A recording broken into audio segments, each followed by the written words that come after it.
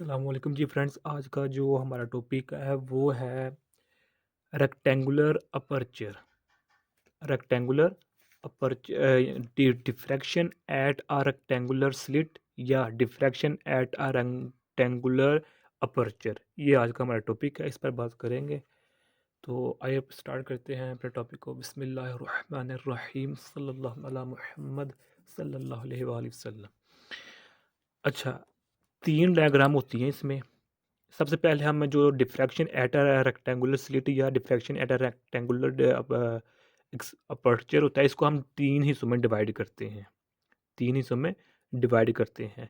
पहला पार्ट होता है जब, पहले ये डायग्राम देखें। ये डायग्राम हमारे पास, ये हमारे पास सोर्स है जिसको हम 100 से शो कर रहे हैं, और ये हमारे पास स्लिट है। यहाँ ये हमारे पास गैप है, इधर खाली जगह है, यानी कि ये स्लिट है हमारे पास। ओके, और ये हमारे पास क्या है, स्क्रीन है। और जो मेरे पास ये है ना सोर्स ऑफ लाइट, ये मोनोक्रोमेटिक होना चाहिए। ओके, और जो मेरे पास ये गोल सा है, ये सर्कल सा, हाफ सर्कल सा है, ये मेरे पास सर्कुलर होता है, सर्कल होता है। इसको हमने इसके साथ अटैच किया होता है, यानी कि इसके साथ, इस कॉर्नर के साथ, इस कॉर्नर के साथ इसको हमने सर्कल, हाफ सर्कल को अटैच किया होता है। ये था मोटी मोटी बात। अब हम इसको तीन हिस्सों में डिवाइड करते हैं डिफ्रैक्शन एट रेक्टेंगुलर अपर्चर को। पहला वो पार्ट होता है जब ये स्लिट, इसमें जो विथ है, यानी कि जिसमें जो ये है, ये ज़्यादा है। ओके, और दूसरा पार्ट वो होता है, दूसरा पार्ट में ये कम हो जाता है, और तीसरे पार्ट में ये और कम हो जाता है। ये तीन पार्ट हैं इसमें। ओके, तीनों को आज हम इंशाल्लाह इसी डायग्राम, एक ही डायग्राम की मदद से हम यानी कि समझने की कोशिश करेंगे। तो पहला हम लेते हैं कि ये यहाँ से लेकर हमारे पास जो है ये विथ वाइड, वाइड विथ है, ये नैरो विथ है। इसका जो पहला पार्ट है हमारे पास वो है वाइड विथ, यानी कि जो इसमें चौड़ाई है वो ज़्यादा है। दूसरा नैरो है, और थर्ड हमारे पास आता है very narrow. Very narrow aperture आता है, अपर्चर या स्लिट, जो मर्जी समझ लें।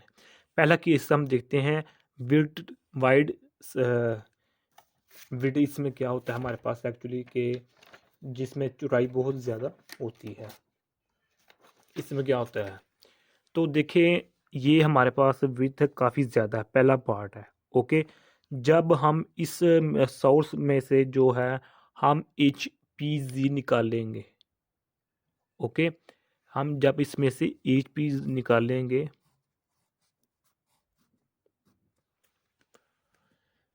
तो इसमें से पहले इस सर्कल से टच करेंगे, सर्कल में से टच करने के बाद जो इस हमारे पास विड्थ है वो निकलेगी।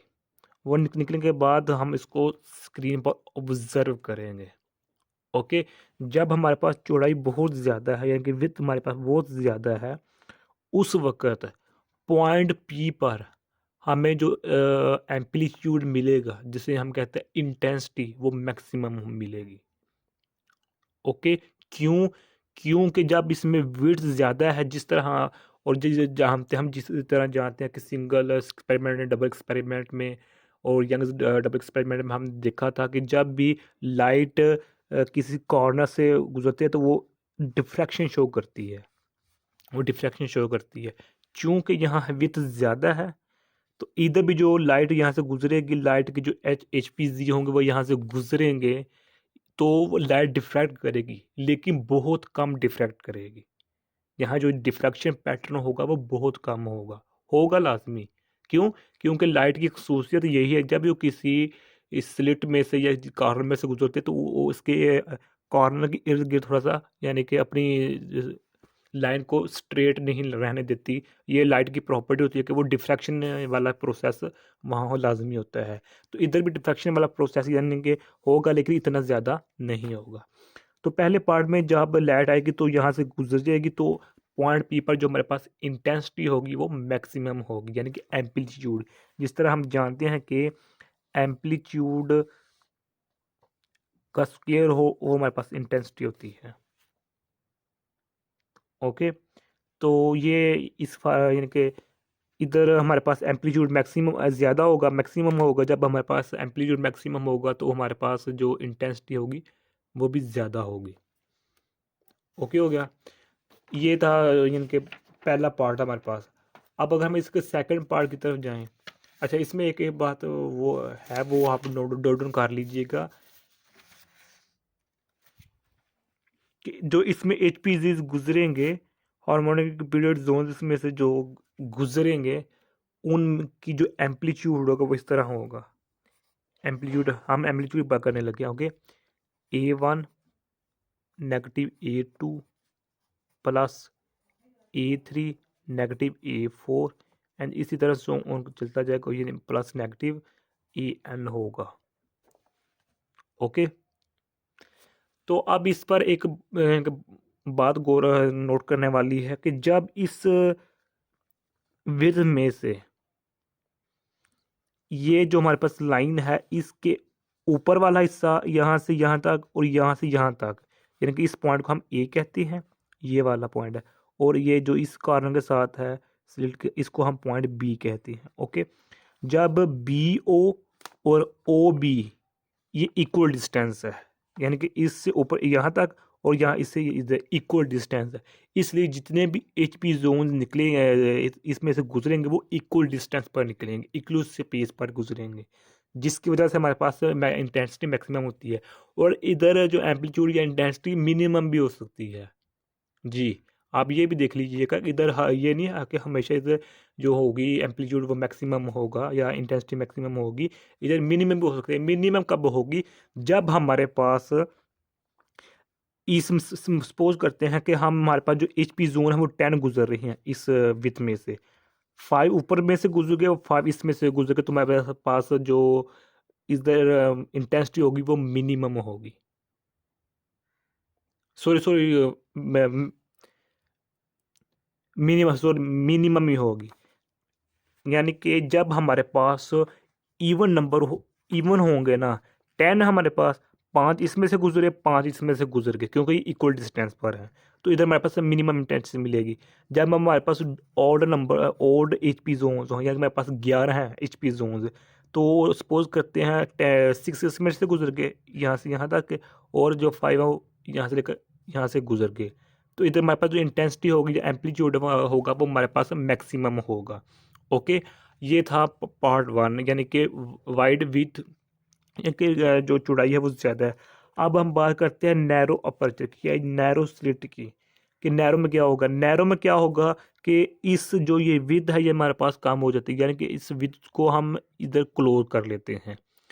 क्लोज करेंगे तो हमारे पास जो पॉइंट पी है, ये पॉइंट पी शिफ्ट हो जाएगा पॉइंट पी डैश पर। पॉइंट पी डैश पर हमारे पास जो है ये पॉइंट इधर अबव स्लिट इनके ऊपर चला जाएगा। क्यों? क्योंकि इसके हमने विड्थ कम कर दी। जब विड्थ कम कर दी तो ये पॉइंट आगे पीछे हो जाएगा। ओके, पॉइंट आगे पीछे होने का मतलब है ये अप हो जाएगा, डाउन हो गया, लेकिन ये अप ही होता है, यानी कि एक साइड पर चला जाता है जो हमारे पास पॉइंट पी होता है। जब ये पॉइंट पी यहाँ से गुजर गया तो अब देखिए डिस्टेंस, इस ये जो मेरे पास होता है ना, ये इसको हम डिनोट कर रहे हैं ओ से, ये मेरे पास होता है डिवीजन पॉइंट, या इसको हम सेंट्रल पॉइंट कहते हैं। यानी कि यही पॉइंट होता है जो कि हमें बताता है कि इंटेंसिटी कम हो रही है, ज़्यादा हो रही है, यानी कि मेरे इससे ऊपर इससे कम कितने कितने जो एच पी जोन हैं वो गुजर रहे हैं। अब इस केस में जब हमारे पास विड्थ कम हो गई है तो इस केस में जो हमारा पॉइंट है ये ऊपर शिफ्ट हो जाएगा। ऊपर शिफ्ट होने की वजह से जो विड्थ होगी इसके दरमियान वो बहुत ही मिनिमम हो जाएगी, जबकि इसके दरमियान वो ज़्यादा हो जाएगी। यानी कि पहले केस में इसके दरमियान और इसके दरमियान जो था ना डिस्टेंस वो सेम था, लेकिन जब हमने स्लिट को विड्थ को नैरो किया तो हमारे पास इसके पॉइंट के दरमियान, यानी कि इस पी डैश वाले पॉइंट के दरमियान और बी पॉइंट के दरमियान जो विड्थ कम हो जाएगी, और इसके और एक दरमियान जो डिस्टेंस है वो ज़्यादा हो जाएगी। तो इस केस में क्या होगा, जब हमारे पास एच पी जोन गुजरेंगे इसमें से, तो इस डिस्टेंस में से यहाँ से यहाँ हमारे स्ट्रीम में से एच पी जोन ज़्यादा गुजरेंगे और ओ डैश और बी में से कम गुजरेंगे। तो इससे क्या होगा कि इससे हमारे पास इंटेंसिटी पर भी फर्क पड़ेगा, इस पर डिफरेंस होगा इस स्क्रीन पर। यानी कि ये देखें, ये जो हमारे पास ये है ना, ये हमारे पास पहले पार्ट का पार्ट है, जो पहले हमने ये देखा है, ये जब हमारे पास चौड़ाई ज़्यादा है, तो उस केस में मैंने बताया कि हमारे पास जो बैंड्स होते हैं, जिनके फ्रिंजेस होते हैं, वो बनते हैं। यानी कि जब ये हमारे पास ये केस था, ऐसा था, तो हमारे पास जो लाइट डिफ्रैक्ट हुई है, तो वो इधर जाकर कुछ ना कुछ फ्रिंज बनाएगी, इधर भी जाकर फ्रिंज बनाएगी, ये देखें। यानी कि पॉइंट क्यू और पॉइंट आर पर, पॉइंट क्यू और पॉइंट आर पर फ्रिंजेस यानी कि बैंड्स बनेंगे। ओके। और अबव द क्यू पॉइंट और बिलो द आर पॉइंट जो हमारे बैंड हो जाए, फ्रिंजेस होंगी, वो बहुत बिलो हो जाएगी उनकी वैल्यू। ओके हो गया। क्योंकि हम सेकंड पॉइंट पर डिस्कस कर रहे हैं, तो इसमें भी ऐसा ही होगा कि चूंकि ओ डैश और बी के दरमियान डिस्टेंस कम हो चुका है और ओ डैश और ए के दरमियान डिस्टेंस ज़्यादा हो चुका है, तो इस केस में जो हमारे पास एच पी जोन होंगे वो इक्वली डिस्ट्रीब्यूट करके ये इनके स्क्रीन पर नहीं जाएंगे। इस रीजन में से कम गुजरेंगे, इसमें से एच पी जोन ज़्यादा गुजरेंगे, तो जिसकी वजह से हमारे पास जो एम्पलीट्यूड होगा स्क्रीन पर वो बहुत डिफरेंट मिलेगा। आप ये देख लें कि जो हमारे पास एच पी जोन्स होंगे स्क्रीन पर, वो कभी कम हो रहे हैं, कभी ज़्यादा हो गए हैं, कभी कम हो रहे हैं, कभी ज़्यादा हो रहे हैं, ये शो करेगा। ओके।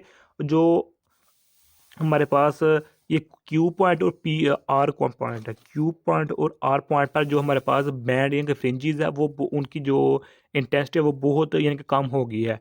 और फिर बिलो दी आर और अबव द क्यू जो हमारे पास बैंड या फ्रिंजेस होंगे, वो बहुत ही मिनिमम हो जाएगी उनकी वैल्यू। ओके हो गया। अब हम जब बात करते हैं वेरी नैरो स्लिट की, जब हमारे पास हमने इसको बहुत ही यानी कि यानी कि करीब कर दिया है, जब हमारे पास जो स्पेस है यानी कि विथ है वो हमारे पास सपोज करते हैं इसको हमने नीचे लाया, इसको भी ऊपर ले गए, विथ बहुत कम हो गई है। तो इस केस में जो हमारे पास ये पॉइंट पहला पी इधर शिफ्ट हो गया था, अब ये पी डैश पॉइंट इधर शिफ्ट हो गया, क्यू डैश पॉइंट पर शिफ्ट हो जाएगा। क्यों? क्योंकि हमने स्लिट को मज़ीद नैरो कर दिया है। तो इस केस में क्या होगा कि इसको हम नाम दे देते हैं ओ डबल डैश का। ओ डबल डैश पॉइंट और बी पॉइंट के दरमियान फासला बहुत बहुत बहुत मिनिमम हो जाएगा, तो इसमें से ऑलमोस्ट आधी भी नहीं ना वो गुजरेगी जो एच पी जोन होगा।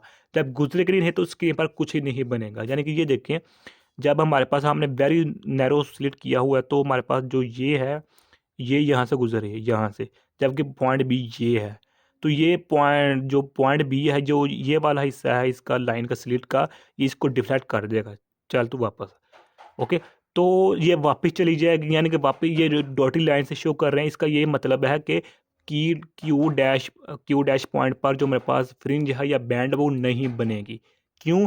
क्योंकि हमारे पास वेरी नैरो स्लिट है, और उसके अलावा वेरी नैरो स्लिट होने के अलावा पॉइंट बी और ओ डैश पॉइंट के दरमियान जो डिस्टेंस है वो बहुत कम हो चुका है। हाँ, पॉइंट बी और सॉरी ओ डैश पॉइंट और ए के दरमियान जो हमारे पास डिस्टेंस होगा वो थोड़ा होगा, उसमें से एच पी जोन कुछ ना कुछ गुजरेंगी। ओके।